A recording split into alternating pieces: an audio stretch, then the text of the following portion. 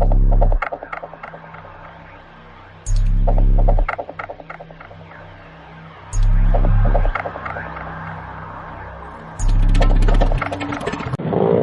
is Greggory, and this is the beginning of the story.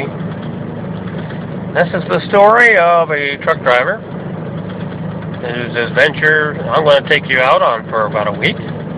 Let you see what we actually do. And what you're seeing right now is the beginning of the story. And right now, as you can see, there is plenty of winter out here. And I'm looking outside my truck here. Kind of dark, as you can see. But basically, there's a lot of snow. Oh, let's take a look over here. Here's a McDonald's. And we're going to look over here, and there's the parking lot. Lots of ice, lots of snow. Not many people around. But that's okay. Because when you're doing truck driving during the winter time, the less people, the better. And so, it's the beginning of the Tales of Trucking by Greggory. I hope you enjoy. Thanks. Hello, this is Greggory, the second take. We've already left Iowa. We're now in Wisconsin. We picked up our load, and we're not recording too much at night because you can't see much. But right now we're at a truck stop in Wisconsin called Watertown. As you can see, we've had plenty of snow here. And there's the pumps and everything. And every once in a while we have to stop for 10 hours to shut down so we can go to work. But rest of the time, the rest of the 14 hours, we can work for the slave masters and get all that done and work for a paycheck so our wives can be happy. But right now, I'm going to my truck because, as you can see, it's kind of icy and slippery. But that's part of a truck driver. We go out in the weather and stuff like that. Pretty much like the mailman, but we do days and nights. And right now, I'm just staying out here having a joy of this time. We're going to be going to a place called Watertown, Wisconsin, delivering some empty containers for liquid. I can't say which one it is, but we do a routine delivery to these guys. And so we'll be doing that in the morning as soon as we take our 10-hour break. And then we'll be starting out another load, and pretty much we'll probably go down to Indiana after this. So I bet you would like to see our truck right now. Our truck is pretty well in there. As you can see, it's buried. And as you can see, they also really move out the snow for these people. Another thing, that when we're at these truck stops, even though we pay a lot of money for them, they don't seem to maintain their parking lots. That's a heck of a lot of snow. Good.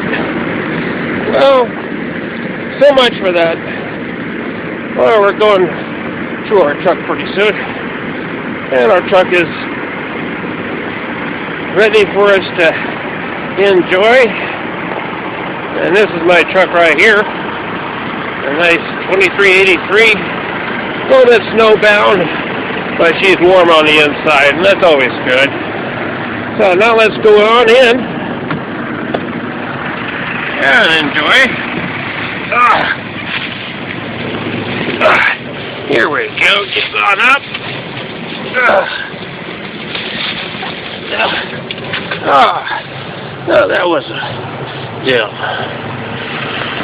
So that's your trip for getting out and Going to the truck stop and come back to the truck. Have a good one. You're looking at my laptop now. I am actually in my sleeper.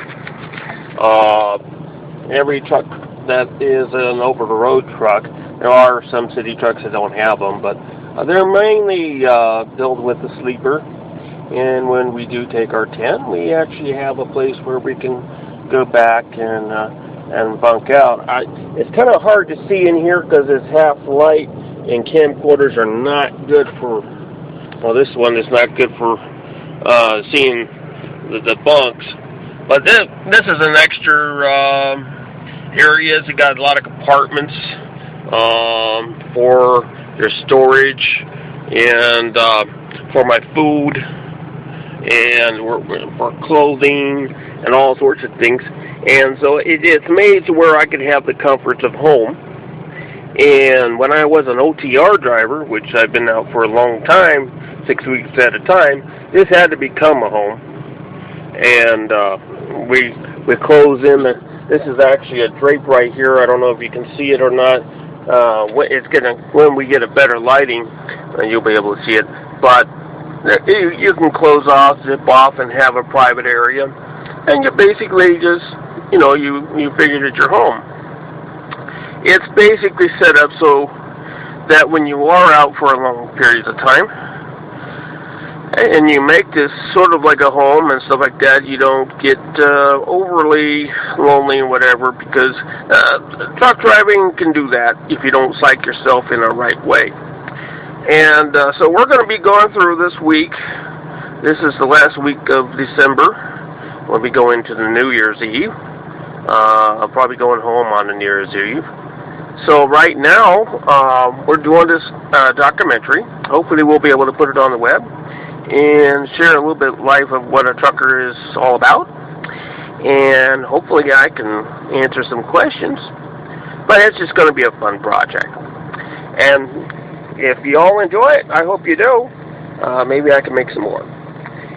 Stay tuned, and we'll talk to you later. Bye-bye.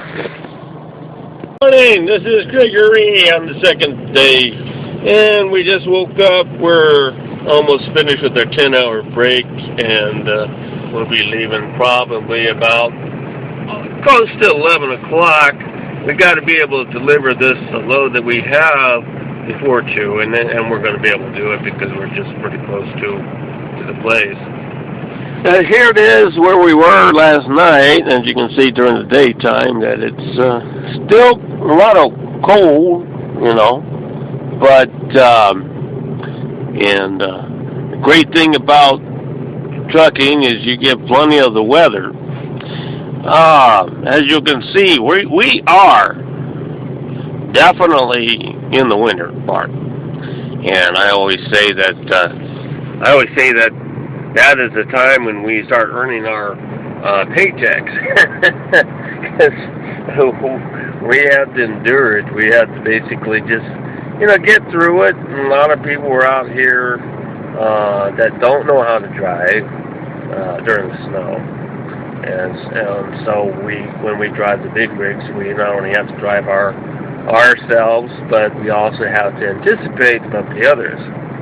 And this is the last week of December, so the holiday crew is out too, so we have to watch for that. This is a Peterbilt that we actually have.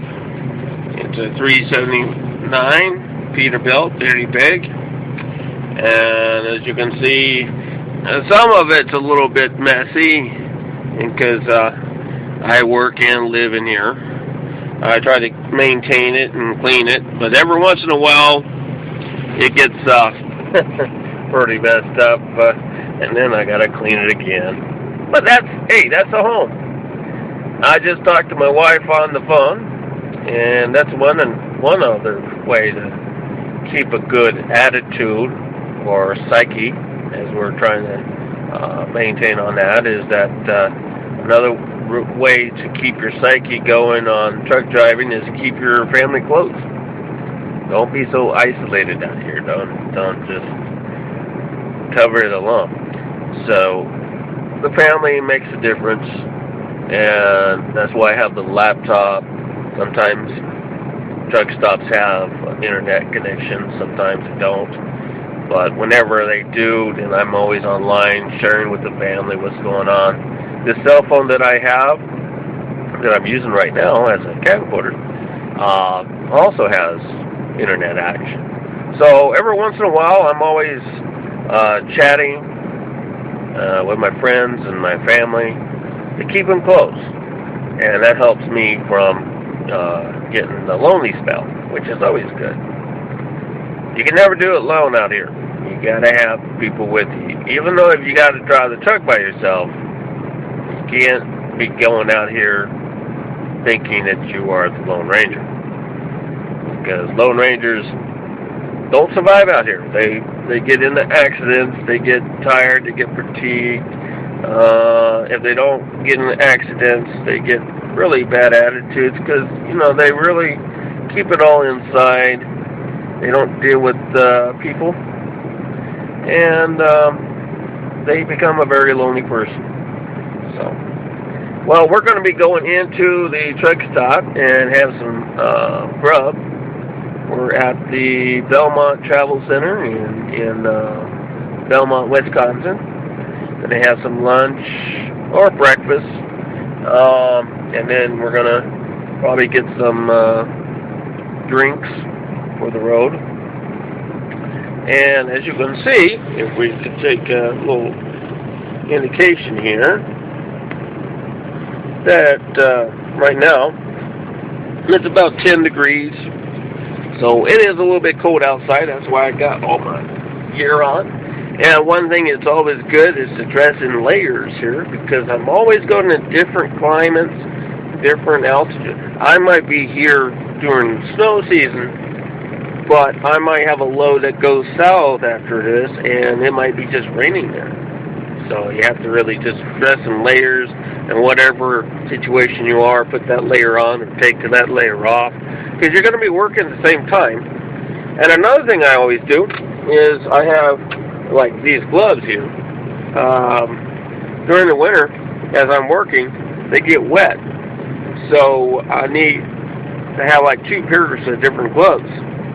And when I get done, I throw it on top of the dashboard to get the defroster or the heater going and then dry these out.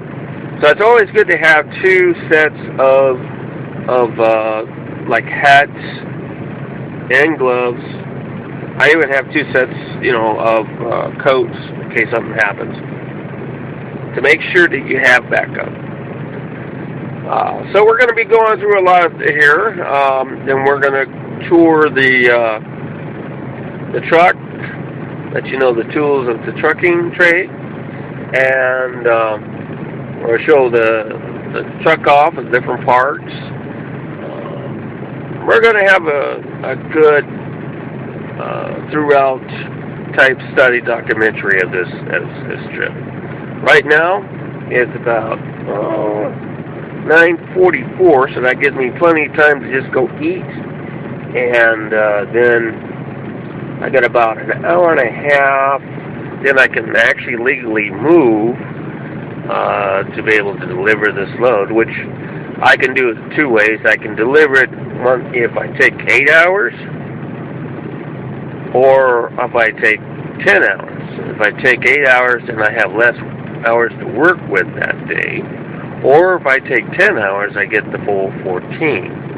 It's not as difficult as it sounds, but sometimes you have to weigh what you need to do in order to get your work done, and you do it that way.